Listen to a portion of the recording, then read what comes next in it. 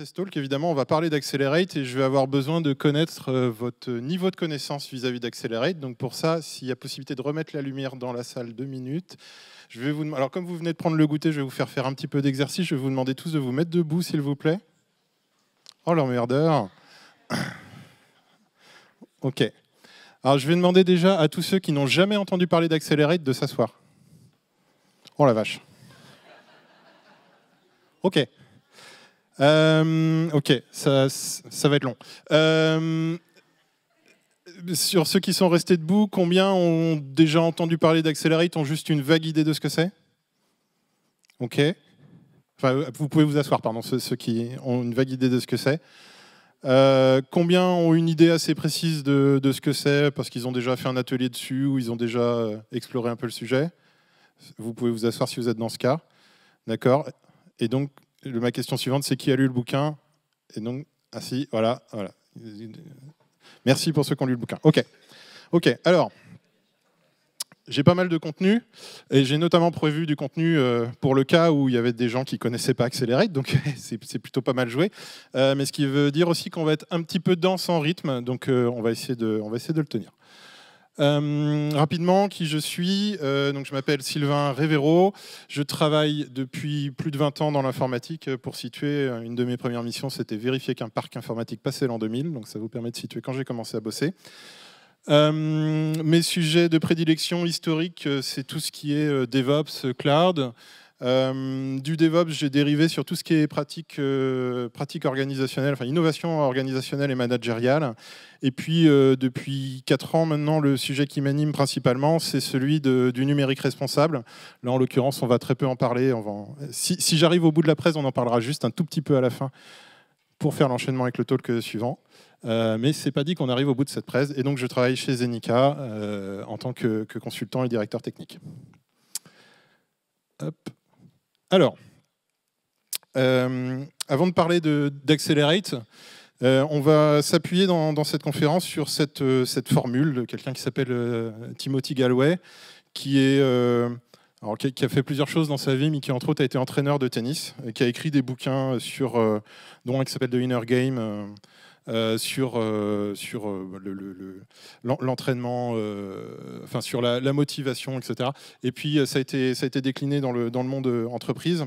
Et il a une formule qu'il utilise qui dit la performance, c'est le potentiel moins les interférences.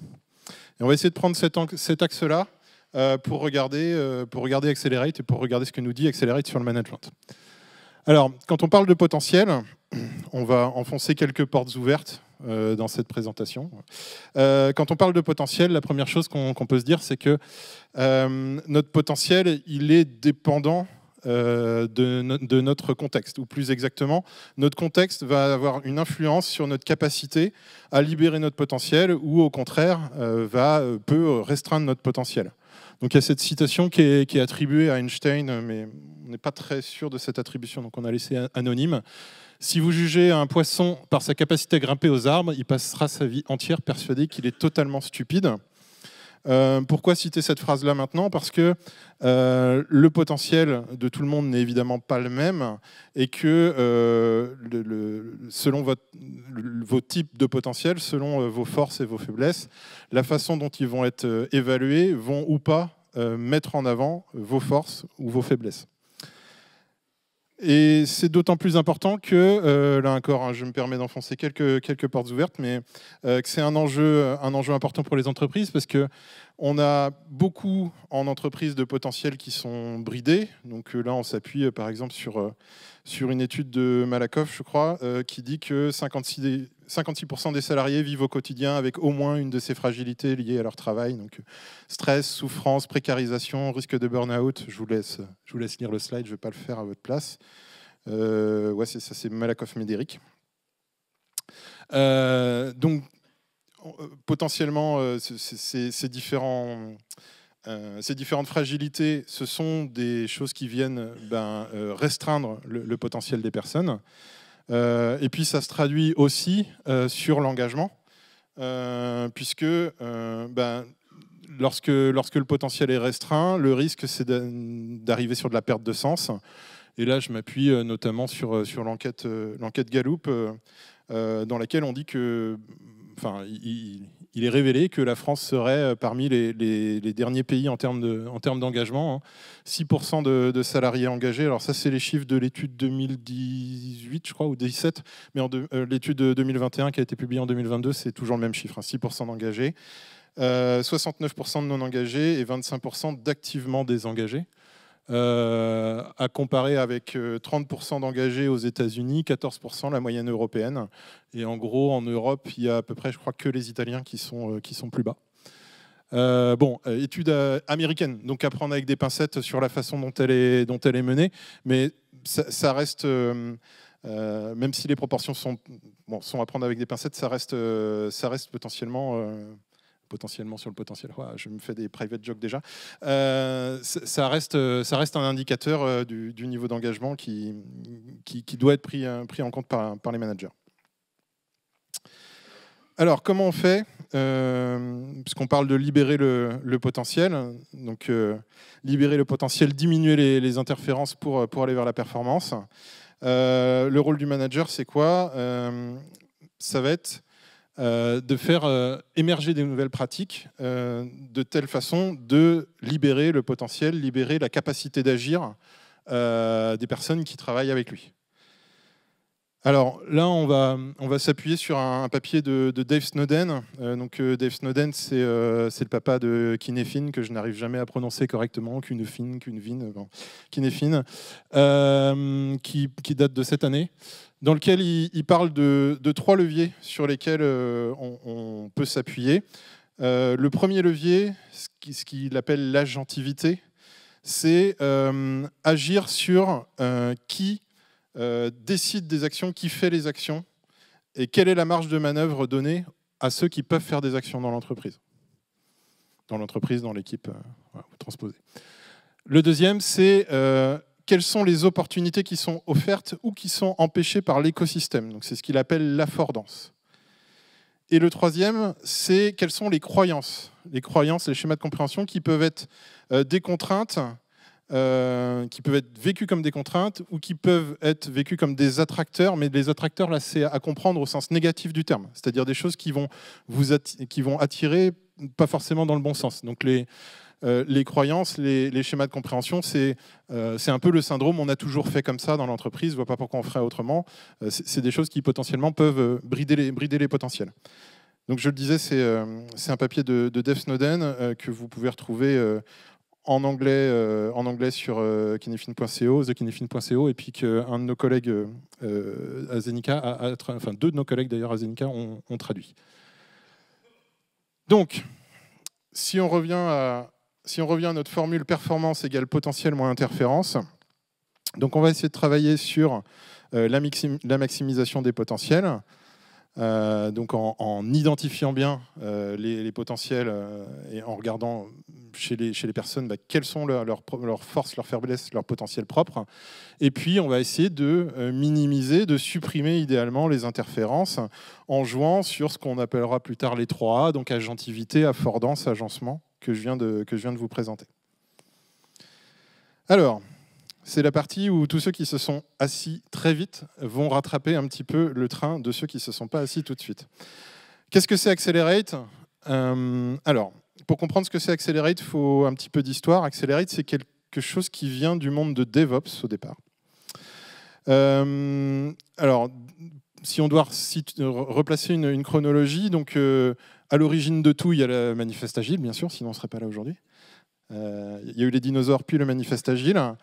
Après le manifeste agile, enfin, dans la mouvance du manifeste agile, il y a un certain nombre de personnes plutôt du côté infrastructure, notamment quelqu'un qui s'appelle Patrick Debois, qui se sont posé la question, c'est top ces pratiques d'agilité, plutôt orientées développement au départ, hein, nous découvrons des façons de réaliser différemment les logiciels, mais comment on pourrait se les approprier dans le monde de l'infrastructure ? De ces réflexions-là naît un mouvement qui d'abord s'appelle Agility for Infrastructure, je crois, ou quelque chose comme ça. Et puis va naître un mouvement qui va s'appeler DevOps et qui naît réellement avec les premiers DevOps Days à Ghent, ou Gant, selon l'orthographe que vous regardez, en 2009. Et puis, dans les années qui suivent, à l'initiative d'un éditeur d'un produit qui s'appelle Puppet, donc l'éditeur s'appelle Puppet Labs, il y a un sondage annuel qui est réalisé en ligne, accessible à tout le monde, qui s'appelle le State of DevOps Report. Donc là, c'est noté 2014, mais je crois que la première édition, c'était 2013. Et donc, ce State of DevOps Report pose un ensemble de questions sur les pratiques IT d'une manière générale, et notamment les pratiques de performance de delivery. Et en 2016, il y a un autre ouvrage de référence qui sort, qui est le DevOps Handbook, qui est un ouvrage qui va reposer un certain nombre de concepts, de principes du DevOps. Et puis en 2018 sort un autre ouvrage qui s'appelle Accelerate, d'où le nom et d'où ce dont on va parler dans le reste de la conf. Et Accelerate, c'est quoi? En fait, c'est un bouquin qui a analysé sous un angle scientifique les State of DevOps Report de 2014 à 2017. Donc 4 années de State of DevOps Report. Et cette analyse, elle est faite par 3 personnes. Je vais partir de la droite. Donc Jez Humble, c'est quelqu'un qui a écrit le bouquin Continuous Delivery, et donc qui a popularisé la notion de Continuous Delivery. Gene Kim, c'est une des personnes à l'origine du mouvement DevOps avec Patrick Debois, et qui a écrit notamment le bouquin The Phoenix Project, donc qui est une vision romancée du DevOps, souvent un roman qui introduit la notion de DevOps. Et puis Nicole Forsgren qui vient les aider, qui elle a donc un bagage IT aussi, mais qui est passé plutôt du côté de la recherche et qui va amener la démarche scientifique dans tout ça. Et puis, depuis, les State of DevOps Report continuent à être publiés. Les travaux sont menés par un organisme qui s'appelle DORA, donc DevOps Research Assessment, mais depuis, c'est passé dans le giron de Google Cloud Research. Donc les State of DevOps Reports suivants, et l'évolution d'Accelerate maintenant est plutôt pilotée par les équipes de Google Cloud. Pour l'essentiel, dans ce talk, je vais rester sur la version de 2018, qui est celle qui a donné le bouquin, pour plusieurs raisons. D'abord parce que depuis, il y a eu pas mal de zooms qui ont été faits sur le modèle, qui sont plus des zooms techniques qui ne vont pas forcément nous intéresser aujourd'hui, même s'il y a d'autres éléments qui pourraient être intéressants à prendre en compte. Ensuite, parce que potentiellement, le fait que ce soit Google qui ait repris, Google Cloud qui ait repris les recherches, on peut considérer que ça pourrait avoir une influence, donc je vais évacuer ce côté-là.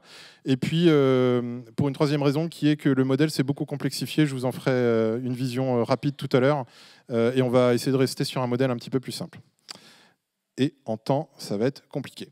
Alors, donc, Accelerate, le bouquin qui sort en 2018, donc c'est ce livre-là. Qu'est-ce qu'il nous dit? Donc il est publié en 2018. Il est issu donc des 4 ans de recherche sur les State of DevOps Report. Il y a énormément de répondants, 23 000 personnes qui ont répondu. Et il va surtout permettre d'identifier 24 pratiques clés, 24 pratiques qu'on appelle des capacités dans Accelerate, qui vont être considérées comme des pratiques qui vont nous permettre, en l'occurrence, d'accélérer ou d'avoir une fluidification du delivery. Mais pas que. Ça va nous permettre aussi d'arriver sur un certain nombre de ce qu'on appelle les outcomes dans Accelerate, des bénéfices d'Accelerate, qui vont aller de la performance économique de l'entreprise jusqu'à des choses un petit peu plus subtiles, comme et beaucoup plus, et au moins aussi importantes, comme le bien-être au travail, éviter les burn-out, etc. On va détailler ça juste après. Dans Accelerate, on va beaucoup insister sur un élément qui est l'élément de la mesure, mais ça on y reviendra tout à l'heure. Et puis, prix de l'excellence opérationnelle à l'Université de l'Utah, c'est pour donner un petit peu d'aura au bouquin. Voilà. Alors, les 24 capacités, donc on va les revoir, hein, je ne vous inquiétez pas, je ne vous impose pas de lire un slide aussi dense que ça, mais ce qu'il faut retenir, c'est qu'elles sont organisées autour de 5 grandes rubriques, 5 grands domaines. La livraison continue, donc un ensemble de pratiques liées au fait de faire de la livraison continue, le lean management et les aspects monitoring, les aspects produits et les process associés, les notions d'architecture et puis un aspect culturel. Alors voilà, c'est une reprojection de ces différentes capacités. On verra que sur le schéma cible, elles ne sont pas tout à fait projetées comme ça, mais c'est une projection qu'on va utiliser dans la suite du talk. Donc 24 leviers d'action qui permettent de délivrer plus rapidement des produits de bonne qualité centrés sur l'utilisateur. Petite parenthèse, moi c'est vraiment ce qui m'a accroché dans Accelerate, c'est que dans ces pratiques, là, pour ceux qui ont des bons yeux, vous allez voir des choses qu'on connaît à la fois d'un point de vue technique, d'un point de vue agilité, d'un point de vue lean management, d'un point de vue management tout court. En fait, Accelerate est venu mettre pas mal de cohérence entre plein de pratiques qui venaient de domaines différents, de l'agilité, du DevOps, du management, etc. Et mettre des liens entre ces différentes pratiques. C'est ça qui, moi, m'a vraiment parlé dans Accelerate. Sont aussi définis dans le bouquin 4 indicateurs clés, 4 KPI. Donc 2 indicateurs de vitesse qui sont la fréquence de déploiement et le lead time for change, donc le temps nécessaire pour la mise en place d'un changement. Et puis 2 indicateurs plus orientés stabilité. Le mean time to restore, c'est-à-dire le temps moyen pour restaurer un service quand il y a eu un problème. Et puis le change failure rate, le nombre de changements sur le système qui ont entraîné des échecs.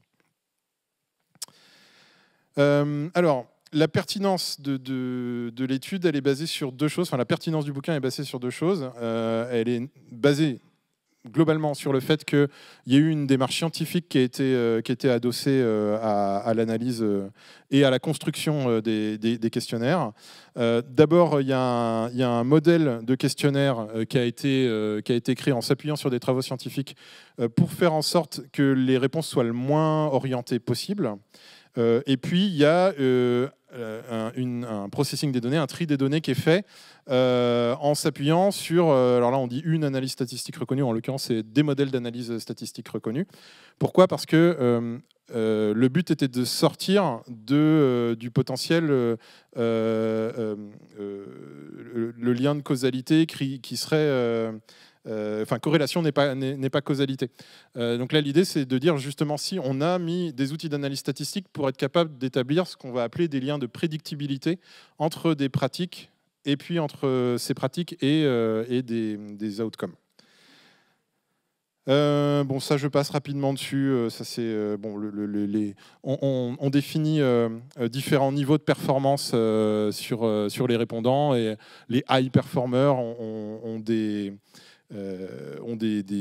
capacités, des chiffres qui vont être extrêmement beaucoup plus importants et beaucoup plus fluides dans le delivery, etc. Ça amène à des choses du type le délai entre la validation et le déploiement en production est 6570 fois plus court chez les high performers que chez les low performers. Ça peut paraître énorme, mais en fait, si vous réfléchissez, entre des entreprises qui ont un process de mise en production qui est tous les 6 mois et des entreprises qui font du vrai continuous delivery, continuous deployment et qui sont capables de mettre en production tous les quarts d'heure ou toutes les heures, bah forcément, ça nous amène rapidement sur ce type de ratio. Alors, si on essaye de résumer un petit peu tout ça, enfin si on regarde le résumé qui est fait de tout ça dans Accelerate, et si on regarde comment on peut utiliser ça pour créer de l'impact, donc ça c'est une des annexes du bouquin qui représente donc les différentes capacites qu'on a pu lister et les différents outcomes, et donc vous voyez des flèches entre ces différentes briques. Alors là encore, plissez pas les yeux, vous inquiétez pas, on va revenir dessus un peu plus en détail. Ce qu'il faut retenir là de ce schéma, c'est qu'une flèche, ça veut dire quoi ? Ça veut dire une flèche entre A et B, ça veut dire que A prédit un impact sur B. Donc, si on en prend un au pif, le fait de mettre en place du continuous delivery prédit un impact sur la baisse du nombre de burn-out. Je n'ai pas pris celui-là tout à fait au hasard. Et donc, je vous disais tout à l'heure que là, on va rester sur ce modèle qui est le modèle de 2018, qui est déjà relativement dense. Pourquoi ? Parce que si on essaye de rajouter les modèles plus récents, donc on a un collègue, coucou Vincent, qui s'est amusé à essayer de réagréger tout ça et de rajouter les différentes capacités, etc., les différents liens qui ont été remis au fur et à mesure.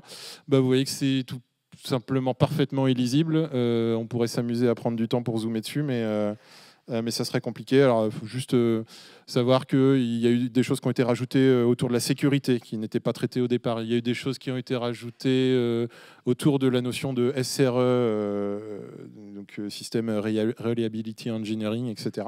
Mais on va oublier ça, on va rester sur le modèle de 2018. Ce modèle de 2018, côté Zenica, on en a fait un atelier. Alors je dis on, je tire un peu la couverture, je ne fais pas partie des gens qui ont créé l'atelier, je fais partie des gens qui sont capables de l'animer. Donc un atelier qui permet de découvrir petit à petit, il s'appelle d'ailleurs « À la découverte d'Accelerate » cet atelier, et qui permet petit à petit de découvrir les différentes capacités, les différents outcomes d'Accelerate.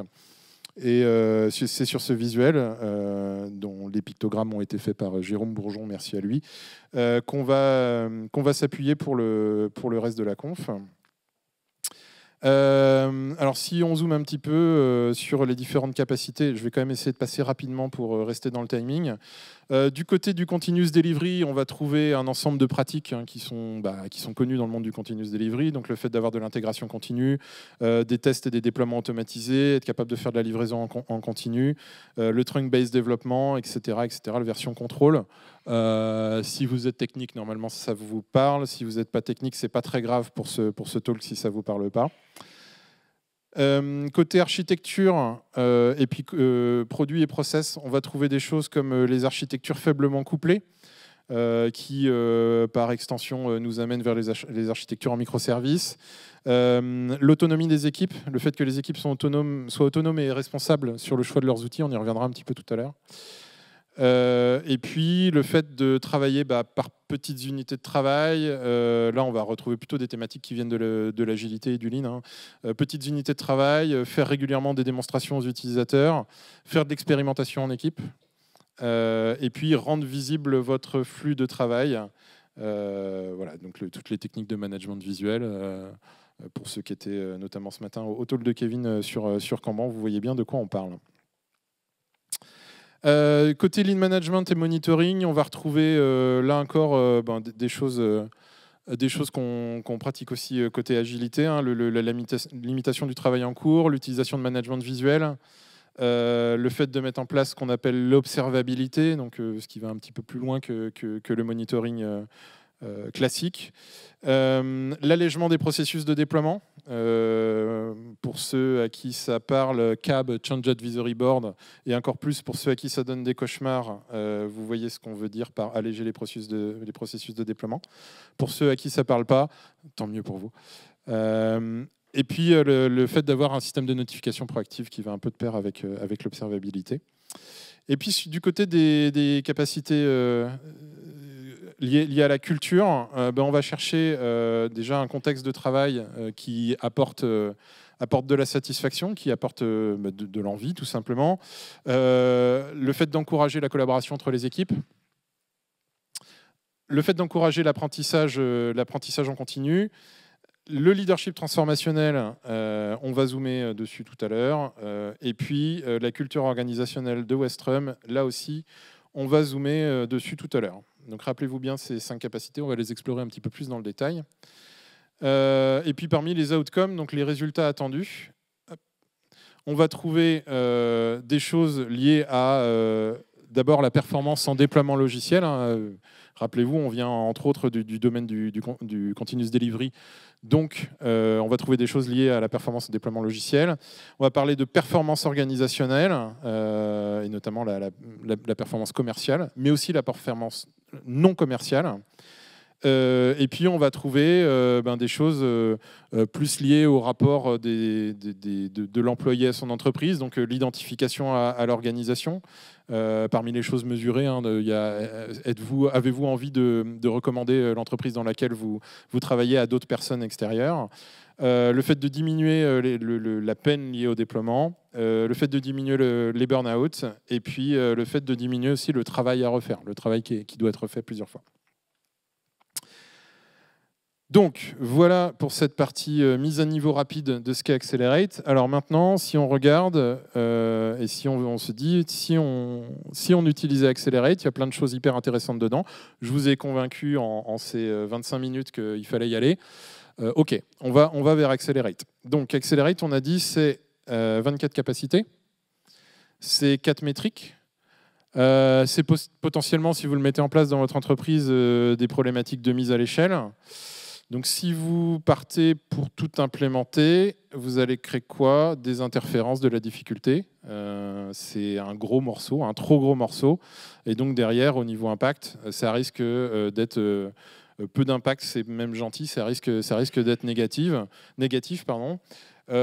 Pourquoi? Parce que tout simplement, lorsqu'on met en place ce genre de transformation, on se trouve confronté à ce qu'on peut appeler ce qui s'appelle la J-curve, qui est cette idée que lorsqu'on met en place une transformation, lorsqu'on met en place des nouvelles choses, on va d'abord rentrer dans une première phase d'enthousiasme, mais assez rapidement, on risque de tomber dans une phase de désengagement, d'usure, toutes les phases d'ajustement liées à la transformation. Qui peut durer plus ou moins longtemps et qui, tant qu'on n'en est pas sorti, ne nous amène pas vers la performance.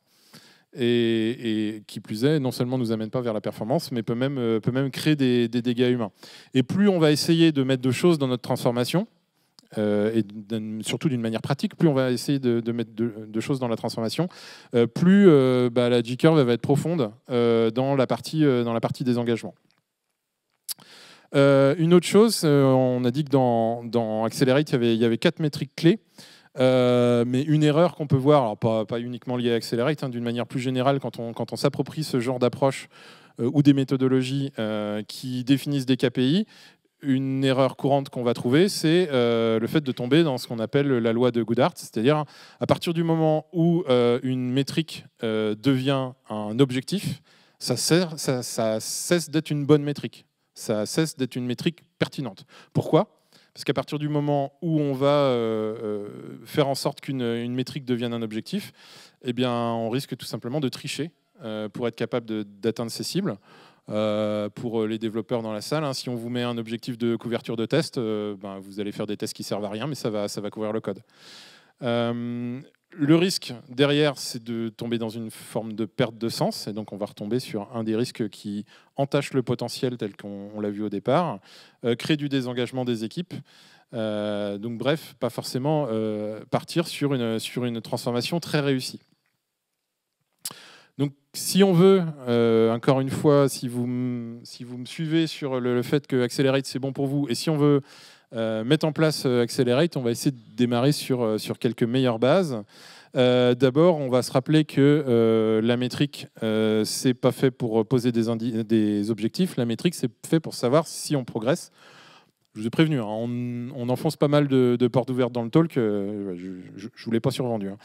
Donc la mesure, ça sert à savoir si on progresse. Et donc la mesure, si elle est positive, c'est un apprentissage et c'est très bien. Et si elle est négative, c'est aussi un apprentissage et c'est aussi très bien. Parce que ça va nous permettre, dans les deux cas, d'ajuster ce qu'on est en train de faire. Donc on oublie le côté objectif, on pose des mesures. Ça ne veut pas dire qu'on ne peut pas se poser des cibles sur ces mesures, mais pour autant, ça ne doit pas être des objectifs, et notamment, évidemment, pas des objectifs liés à une rémunération, une réussite d'équipe, etc. De la même manière, lorsqu'on met en place ce genre d'approche, et à plus forte raison lorsqu'on met en place ce genre d'approche dans des environnements liés au développement de logiciels, il va falloir qu'on soit capable de travailler par boucle d'itération. Donc d'abord, être capable de poser les valeurs, les principes, dit autrement, et commencer à savoir qu'est-ce qu'on veut faire, où on veut aller. Ensuite poser le but et puis les outcomes, donc les bénéfices attendus. Et derrière, rentrer dans une phase d'itération, d'expérimentation, Et là, la boucle qui est proposée, c'est donc probe, sense, respond. Pourquoi probe, sense, respond? Puisque la plupart du temps, lorsqu'on va mettre en place ce genre d'approche dans un monde IT, on va être dans un monde complexe au sens de cinéphine, kinéphine, encore une fois, je ne sais pas le prononcer. Et donc il va falloir être capable de s'approprier les méthodes de résolution liées aux environnements complexes, par opposition à celles qu'on pourrait utiliser dans des environnements compliqués. Alors le temps étant ce qu'il est, je n'ai pas le temps de rentrer plus dans le détail que ça. Lorsque vous allez voir ce petit symbole là, dans le reste de la présentation de boîte à outils, ce sont des pointeurs vers des choses que je vous invite à aller creuser, ou parfois ça va être même des outils beaucoup plus pratiques, que je vous invite à aller creuser parce qu'ils vont être des facilitateurs dans l'appropriation de la démarche. Une autre chose que je vais vous dire rapidement là-dessus, c'est que cette vision-là, c'est une vision plutôt stratégique. Donc, poser valeurs et principes, le but et les outcomes.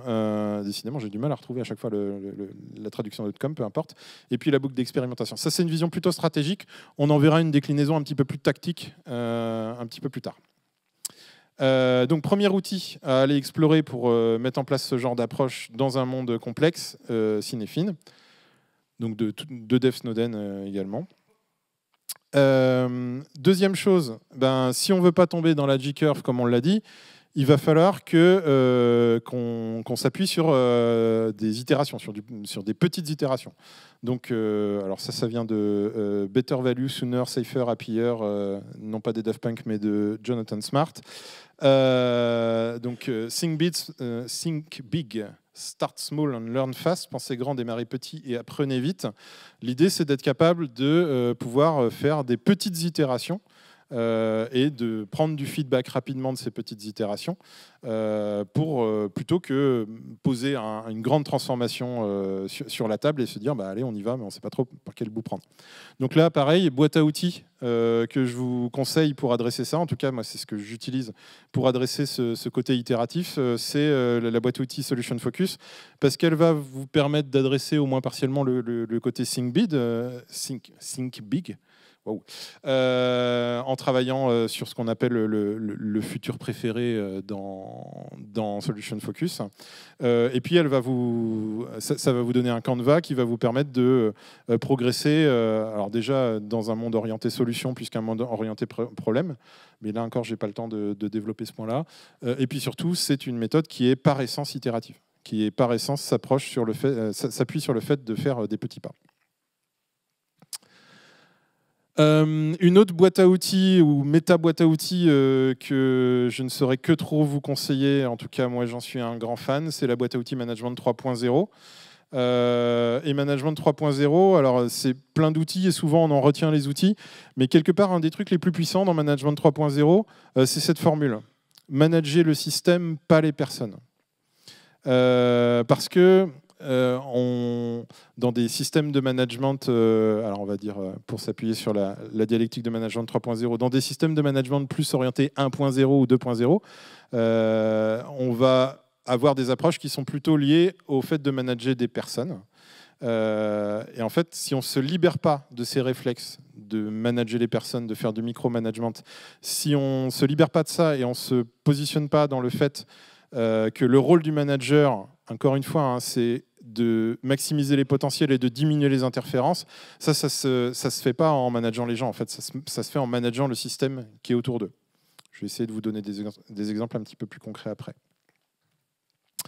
Et donc, on va essayer, pour tout ça, de commencer, alors la proposition en fait, qu'on vous fait, du point de vue du manager, pour commencer à adopter Accelerate, c'est commencer par adopter les capacités qui sont liées à la culture. Donc le leadership transformationnel, encore une fois, rassurez-vous, je vais zoomer dessus si ça ne vous parle pas. L'apprentissage en continu, la collaboration entre les équipes et le fait de chercher un contexte de travail qui apporte de la satisfaction. Et ces différents éléments, on va aller les chercher en s'appuyant sur ce qu'on voyait tout à l'heure, le travail sur l'agentivité, l'affordance et l'agencement. Donc le travail sur qui peut faire quoi, le travail sur quelles sont les marges de manœuvre qui sont possibles, qui peut prendre l'initiative, et puis en essayant de combattre les croyances d'entreprise qui peuvent aller à l'encontre de la transformation. Alors ces quatre éléments, on va zoomer dessus. Et là encore, à chaque fois, je vais tenter de vous donner un peu d'outillage associé. Donc le leadership transformationnel, pour commencer. Hop, le leadership transformationnel. Donc le leadership transformationnel dans le modèle d'Accelerate, c'est ce qu'on voit en haut à gauche là. Représenté par 5 pictos qui peuvent vous paraître un petit peu abscons pour le moment, mais on va zoomer dessus. Hop, deuxième niveau de zoom. Donc les 5 dimensions du leadership transformationnel, la vision, la stimulation intellectuelle, le leadership de support, la communication inspirante et la reconnaissance personnelle. Alors, ce n'est pas des choses qui sont sorties du chapeau côté Accelerate, ça s'appuie sur des travaux de recherche, et notamment les travaux qui sont cités là, Rafferty et Griffin, donc qu'on travaille sur cette notion de leadership transformationnel. Alors, sur la recherche sur le leadership, on trouve énormément de choses. Il s'avère que ce modèle-là est celui qui a été choisi dans le bouquin Accelerate, donc c'est celui qu'on va détailler. Mais vous verrez qu'on retrouvera plein de choses communes avec d'autres modèles de leadership. Donc la première dimension, la vision, qu'est-ce qu'on va chercher à faire? On va chercher à partager la vision à court terme, où l'équipe doit aller dans les semaines, les mois à venir, mais aussi à être capable de donner une vision à long terme. Alors là, on dit 5 ans, mais c'est vraiment indicatif, ça dépend vraiment des milieux dans lesquels vous travaillez. Il y a des milieux dans lesquels une vision à 5 ans, ça n'a pas de sens. Mais l'idée, c'est quand même, en tant que manager, d'être capable non seulement de dire qu'est-ce qu'on va faire la semaine prochaine, mais aussi où on va dans 1 an, 2 ans, et d'apporter ce sens-là à l'équipe. Et pour ça, un des rôles du manager, c'est de savoir où va l'organisation. Notamment quand vous êtes manager intermédiaire, manager d'une équipe, c'est important d'être au clair sur quelle est la direction globale de votre organisation pour faire en sorte que la direction que vous construisez ou co-construisez avec votre équipe, elle soit alignée vers la dimension globale de l'organisation. Donc pour ça, quels outils on peut utiliser? Alors sur les co-constructions de vision, il y en a beaucoup. Dans les classiques, on va trouver le Vision Boat. Vous allez trouver des trucs dans les liberating structures aussi. Vous allez trouver des différents ateliers qui vous permettent de faire de la construction de vision, éventuellement de l'association de stratégie. Et puis d'une manière un peu plus générale, sur le côté partage de la vision, l'appropriation de management visuel va être intéressante. Alors pas que pour ce côté partage de vision, mais c'est un des éléments qu'on va pouvoir faire apparaître dans le management visuel. La deuxième dimension, c'est la stimulation intellectuelle. Là, l'idée derrière cette dimension-là, donc toujours dans le leadership transformationnel, c'est qu'un des rôles du leader, du manager, c'est de faire en sorte que l'équipe elle soit bien stimulée intellectuellement, qu'on lui donne des challenges qui créent cette satisfaction d'être stimulé. Donc, comment on peut challenger notre manière de travailler, comment on peut se donner l'opportunité de challenger. Là, vous allez avoir. Alors là, je vous sors, la boîte à outils, elle est assez large. Hein, je zoome pas beaucoup, mais en gros, il va falloir aller piocher dans tout ce qui va être atelier d'intelligence collective. Vous allez d'ailleurs en trouver dans les liberating structures que j'ai cités avant. Et puis, il va falloir aller chercher dans les ateliers d'amélioration continue. Et je vois le temps et je m'affole. J'accélère encore. La troisième dimension, le leadership de support. Donc là, l'idée, c'est d'être dans l'écoute active de l'équipe. Alors, à la fois l'écoute active de l'équipe et à la fois l'écoute active de chaque membre de l'équipe, ce qui sont deux choses différentes et ce qui nécessite des rituels différents. D'être capable d'encourager l'autonomie de l'équipe et puis de répondre le mieux possible à leurs attentes et leurs besoins. Là, on va pouvoir aller chercher des outils du côté du host leadership qui va vous permettre de poser un cadre dans votre posture de leader, et puis d'analyser votre posture de leader, les différentes postures du leader à différents moments. Et puis si on zoome sur un atelier un petit peu plus pratique sur le fait d'encourager l'autonomie, dans Management 3.0, vous avez un des ateliers stars qui est le Delegation Poker, qui est un atelier qui marche très bien pour travailler sur l'autonomie et la délégation, le fait de faire porter de la délégation aux équipes. Quatrième dimension, la communication inspirante, donc le leader transformationnel. Alors quatrième dimension, je précise, c'est pas mes slides, c'est les slides de Geoffrey, donc vous reconnaîtrez son humour en haut à droite. Coucou Geoffrey. Quatrième dimension, la communication inspirante. Donc être positif dans sa communication, donc éviter notamment de tomber dans le déni. Souvent, la parole du manager, c'est aussi, c'est le manager qui, par sa parole, porte le changement.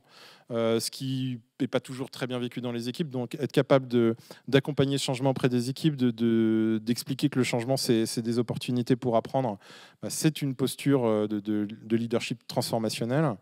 Qu'est-ce qu'on va trouver comme outils? Là, je vous ai essentiellement cité les outils de communication constructive. Donc, depuis ce matin, il y a eu plusieurs talks qui parlaient des communications non violentes, notamment. Donc, voilà, si vous cherchez des choses comme Oscar, Desk, OSBD, qui sont globalement différentes techniques de communication constructive ou non violente, vous allez pouvoir trouver votre bonheur là-dessus. Et puis, la cinquième dimension du leadership transformationnel, c'est la reconnaissance personnelle. Donc, être capable d'apporter cette reconnaissance aux différents membres de l'équipe. Donc, avoir une idée des compétences et du potentiel des membres de l'équipe. C'est important, évidemment, de l'avoir en visibilité. Valoriser les succès, offrir des opportunités. Pour ça, dans les outils, là encore, j'ai été pioché dans Management 3.0. Un autre atelier phare, c'est les Moving Motivators, qui vous permettent d'analyser les motivations intrinsèques, de travailler avec les équipes sur leur motivation intrinsèque, avec les membres de l'équipe sur leur motivation intrinsèque. On va en redétailler un petit peu si je ne meurs pas avant. Et puis tout ce qui va être célébration va être important. L'apprentissage en continu. L'importance de l'apprentissage en continu, c'est le fait de se mettre dans une dynamique d'expérimentation, de découverte. Ça veut dire aussi faire en sorte que les équipes puissent progresser, puissent avoir accès à de la formation. Donc ça va passer par quoi comme type d'outils? Il y en a évidemment énormément, mais tout ce qui va être atelier, hackathon, dojo, etc. Dans le monde du développement, le pair programming, le mob programming vont être des activités qui vont permettre de faire de l'apprentissage en continu. Il y a beaucoup de capacités dans Accelerate qui vont aussi vous permettre d'enrichir vos boucles de feedback. L'automatisation des tests, des déploiements, les démos utilisateurs, les notifications, l'observabilité, etc. Donc même si ce ne sont pas forcément des capacités qui s'adressent directement aux managers, le fait de faciliter leur mise en œuvre, ça va permettre de mettre en place ces fameuses boucles de feedback qui vont créer les équipes apprenantes. En faisant bien attention au fait que tout le monde n'a pas les mêmes modes d'apprentissage et que pour un type d'apprentissage donné, chez certaines personnes, ça va être efficace et chez d'autres non. Par exemple, si vous donnez à toute votre équipe des contenus de formation en e-learning, chez certains, ça peut être très efficace et chez d'autres, ça ne marche pas du tout. Donc, il faut être capable de s'adapter au contexte. Et puis, mais je passe rapidement aussi là-dessus, l'idée, c'est non seulement que tout le monde n'a pas les mêmes modes d'apprentissage, mais aussi que pour apprendre, pour se mettre dans ce qu'on appelle la learning zone, il faut faire attention à bien rester dans un flux. C'est les travaux de cette personne. Je ne prononcerai pas le nom. Voilà. Vous retrouverez ces travaux-là cités notamment dans le bouquin Drive. Comment c'est en français La vérité sur ce qui nous motive de Daniel Pink. Je vais vous donner la référence juste après. Donc l'idée de trouver un flux qui ne soit pas trop dans la difficulté, qui allie intelligemment la difficulté et la montée en compétences pour rester dans un flux qui ne projette pas les équipes dans l'anxiété et ne les projette pas non plus dans l'ennui si ce n'est pas assez difficile. Faire tenir ce qui reste en 5 minutes, c'est un vrai challenge. Encourager et soutenir la collaboration entre les équipes, donc pour avoir des canaux de communication à jour, encourager les échanges collaboratifs, encourager le travail de groupe, gérer les conflits, etc. Je suis obligé de passer assez vite là-dessus. Une boîte à outils que vous pouvez trouver, le bouquin Team Topologies. Alors, Team Topologies, à prendre quand même avec quelques pincettes, parce que Team Topologies, on parle dedans notamment de la manœuvre de Conway inverse, qui vise... Alors, la loi de Conway, pour faire court, c'est votre architecture reflète l'organisation de votre entreprise.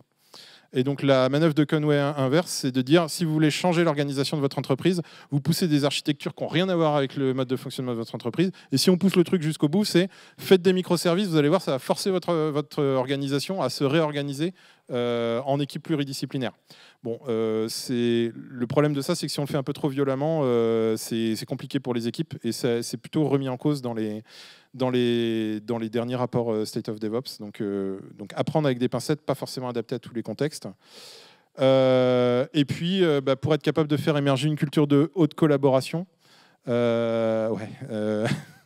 pour être capable de faire émerger une culture de collaboration, vous avez aussi des modèles d'organisation dans lesquels on va non seulement mettre en place des équipes pluridisciplinaires, mais on va aussi aménager des espaces pour ces équipes, pour que les membres de ces équipes pluridisciplinaires puissent avoir des communautés de pratique avec leurs pairs. Donc ça, dans la boîte à outils, je mets ce côté communauté de pratique qui est extrêmement important si on fait ce pivot d'équipes pluridisciplinaires. Donc pour le dire plus simplement, si vous mettez des devs, des métiers, des testeurs, des ops dans votre équipe, à un moment donné, les devs entre eux, il faut qu'ils aient des moments d'échange, y compris avec les devs des autres équipes. Les ops, il faut qu'ils aient des moments d'échange avec les ops des autres équipes, etc. Et c'est à ça que servent les communautés de pratique. Rendre le travail significatif, favoriser la satisfaction du travail. Eh bien, je recite le bouquin de Dan Pink, La vérité sur ce qui nous motive, qui explique notamment. Alors, c'est vraiment un bouquin que je conseille à tout le monde. Je l'ai gagné à l'Agile Tour l'année dernière, c'était cool. Donc, il explique notamment que la motivation s'appuie dans son modèle sur le fait d'avoir un but, le fait d'être dans la maîtrise. Donc, ça rejoint ce qu'on a dit juste avant. Et puis, le degré d'autonomie. Je vous remets là l'outil Moving Motivators qui est extrêmement puissant pour travailler sur les motivations intrinsèques. Et sur le côté satisfaction au travail, être capable de fournir les outils nécessaires pour la bonne réalisation du travail. Alors ça, c'est un point sur lequel Accelerate insiste un peu dans le bouquin. Alors on est en Agile Tour, donc on a un quota de citations du manifeste Agile à mettre dans les presses, donc des individus, leurs interactions, plus que des process et des outils. On insiste sur le fait que laisser vos équipes choisir leurs outils, c'est un élément moteur de la satisfaction au travail. Privilégier la codécision, et je ressors le delegation poker dont je vous parlais tout à l'heure, qui vient de Management 3.0, et puis créer un environnement de travail agréable et valorisant. Là, c'est une croyance personnelle. Moi, je crois beaucoup aux vertus du serious gaming. Ça permet d'adresser pas mal de choses de manière agréable et valorisante.